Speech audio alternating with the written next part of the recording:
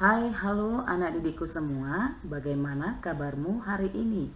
Ibu harapkan kita semua dalam keadaan sehat.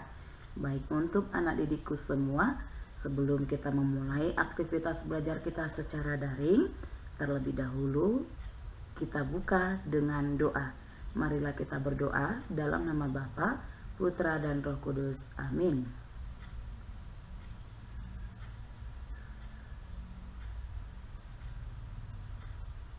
Amin, dalam nama Bapa, Putra dan Roh Kudus. Amin.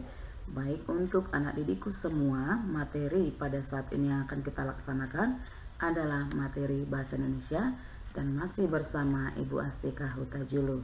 Baik untuk pembelajaran dalam Bahasa Indonesia pada saat ini yang kita laksanakan ada 3 bagian. Yang pertama, menuliskan informasi penting suatu teks menggunakan kalimat efektif. Yang kedua, membuat peta pikiran dari teks sejarah. Dan yang ketiga, menuliskan informasi penting dalam bentuk diagram.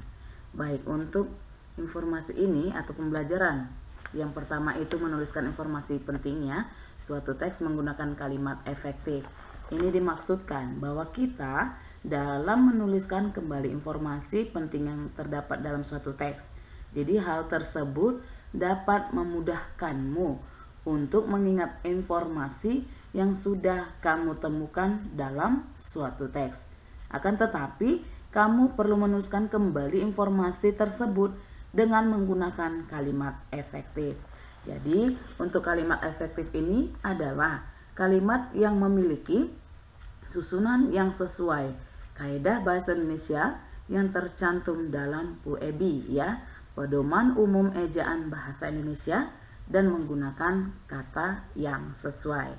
Dan untuk kalimat efektif ini mempunyai susunan yang berurutan, yaitu S atau subjek, ya. Jadi simbolnya itu S subjek, P predikat, O objek, dan K keterangan.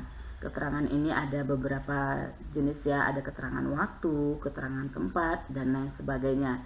Jadi contohnya Ibu ambil di sini yang pertama, seluruh bangsa Indonesia mempertahankan kemerdekaan, ya.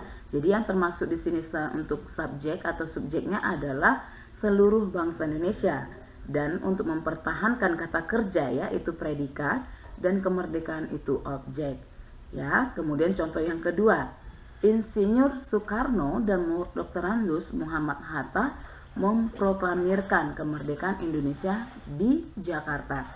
Jadi bisa kamu lihat dari contoh ini, Insinyur Soekarno dan Dr. Andes Muhammad Hatta subjek atau orangnya, ya, lalu memproklamirkan itu kata kerja, ya, lalu kemerdekaan Indonesia itu objek, dan di Jakarta keterangan yaitu keterangan tempat. Jadi itulah untuk pembelajaran mengenai kalimat efektif, ya. Sekali lagi diingatkan, kalimat yang memiliki susunan yang sesuai kaidah bahasa Indonesia yang tercantum dalam PUEB, ya. Baik, kemudian untuk selanjutnya yaitu membuat peta pikiran dari teks sejarah.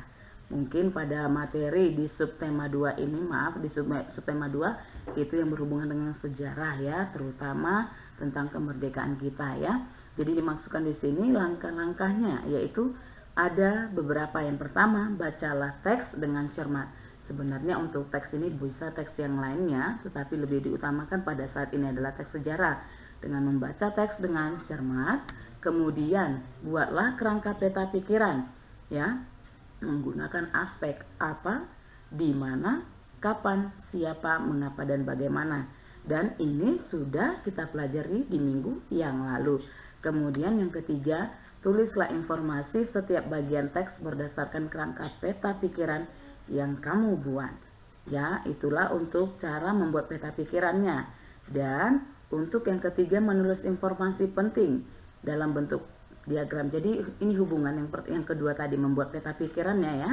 Jadi untuk menulis informasi penting dalam bentuk diagram, tetap, ya, dengan menggunakan kata tanya tadi, ya, apa, siapa, di mana, kapan, mengapa, dan bagaimana. Dan untuk menemukan informasi penting dalam suatu teks ini, ya. Setelah itu kamu dapat menyajikannya dalam bentuk diagram agar lebih mudah diingat.